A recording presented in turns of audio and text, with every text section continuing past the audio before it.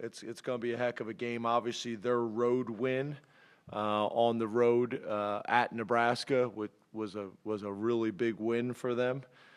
So they're coming in here confident, but they're also coming in here already going on the road and finding success in a tough environment. Nebraska is a storied program. They take a lot of pride in their stadium and their game day environment as well.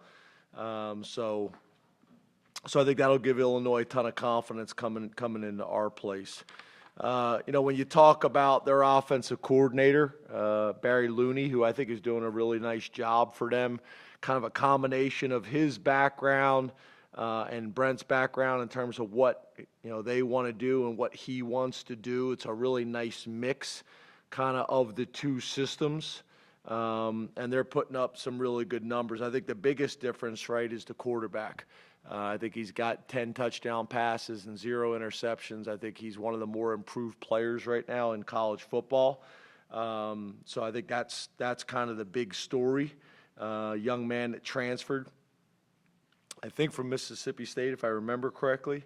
The running back, number 3, Fegan, he is a thumper. He's 250 pounds. And then they've had really good production out of wide receiver number 13, Bryant, and wide receiver number 4, Franklin.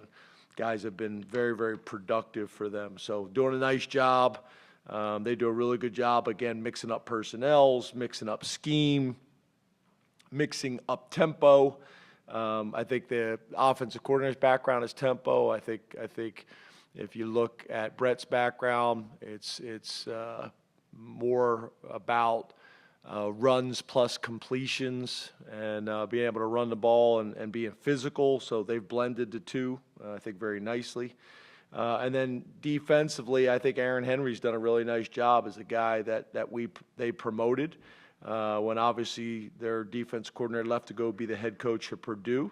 And Aaron's done a nice job. Obviously, Brett's got a defensive background as well.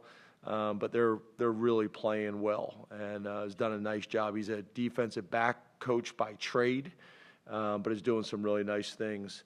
Their defensive end, number 17, Gabe Akis, is doing a really nice job. He's a young man who's been playing for him, I think, since his true freshman year. Kid out of Florida. Their linebacker, number 28, Rosique, is a captain for them.